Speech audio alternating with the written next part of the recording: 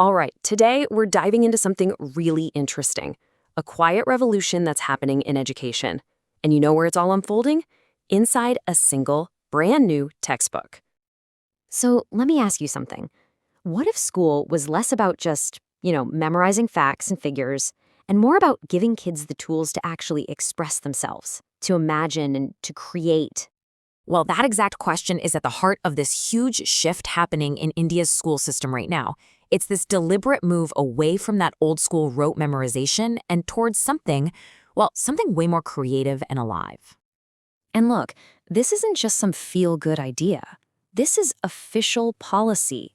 The textbook's goal, and I'm quoting here, is to help develop the Anandamay Kosha, which basically translates to the blissful self, through what they call joyful education. I mean, think about that. That one phrase completely reframes what a classroom is even for. Okay, so first things first. Let's dig into the new philosophy that's driving all this. This whole thing comes from the National Education Policy of 2020. It's a huge deal, a framework designed to completely overhaul the system. And the core idea? It's all about moving away from just memorizing stuff and towards, learning by doing, letting kids actually discover answers for themselves. So, what's the tool that's actually putting this whole philosophy into practice? Well, let's meet the textbook itself. It's called Basuri One. This is actually a huge first for India. Seriously, for the very first time, art is being taught as a core subject for young kids, right there alongside math and language. And this textbook, for third graders, is the real, tangible result of that decision. Even the name, Basuri, tells you a lot.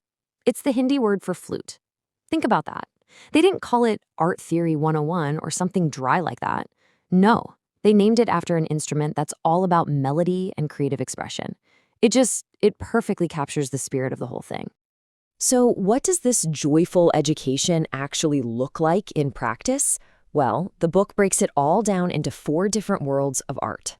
So here they are, the 4 pillars. You've got visual arts, which is yellow, music, that's blue, dance and movement in pink, and finally theater and purple. I mean, it's a complete creative education, all packed into one book. But the real magic here, the secret sauce, is in how it teaches all this. This isn't about memorizing the names of famous painters. Nope. It's about actually making stuff. Let's check out a couple of examples so you can see what I mean. Okay, so take this activity from the visual arts section. It teaches some pretty complex ideas, like pattern and symmetry, but it uses the simplest materials you can imagine, just an old newspaper and scissors. So you fold the paper, you draw some shapes, you carefully cut them out, and then you unfold it to reveal this beautiful, intricate design that you made. It's hands-on, it's creative, and maybe best of all, it's totally accessible to anyone. Or how about this one from the music section? So how do you teach rhythm to a kid who doesn't have a drum set or a piano at home? Simple. You teach them that they are the instrument. They learn how to make beats and patterns just by using their own body, clapping, snapping, stomping. It's super physical, really engaging, and the best part, it costs absolutely nothing. No expensive equipment needed. And this whole new approach, it doesn't just stop at the classroom door. It actually extends learning out into the real world, connecting kids with their own community. So art isn't treated like this distant, abstract thing you'd only see in a museum. Instead, the book actually guides teachers to bring the community in. They're encouraged to invite local artists and musicians, get parents involved, and even use materials you can find right there in the local area. It just makes creativity feel so much more relevant and rooted in a child's own life.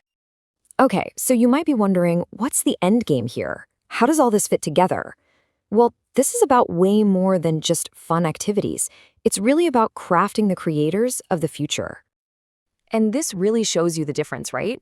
On one side, you have the traditional approach, memorizing stuff, keeping subjects totally separate, and this constant fear of getting the wrong answer. But the Basuri One approach, it's the total opposite. It's about learning by doing, seeing how everything is connected, and this is so important. It's about taking away that fear of failure and replacing it with the idea of just improving yourself. And get this isn't just a friendly suggestion. The policy actually recommends that schools dedicate a minimum of 100 hours per year to these 4 art forms. 100 hours. That's a serious commitment. It proves this isn't just some afterthought. It's meant to be a core part of their education. But maybe the most revolutionary idea of all is how they handle grading or assessment. Just listen to this. In art, there is nothing good or bad. The whole idea is that a child's work shouldn't be compared to anyone else's in the class. The only comparison that matters is with their own previous work. The goal isn't to win, it's just to grow. Which brings us right back to where we started, with a big question. You see, this textbook, it's just the beginning. It's a tool for a much, much larger experiment. And it leaves us with a really powerful thought to chew on. What happens to the future when an entire generation learns not just how to answer questions, but how to create them? What happens when they learn to create their own answers, their own melodies, and their own solutions?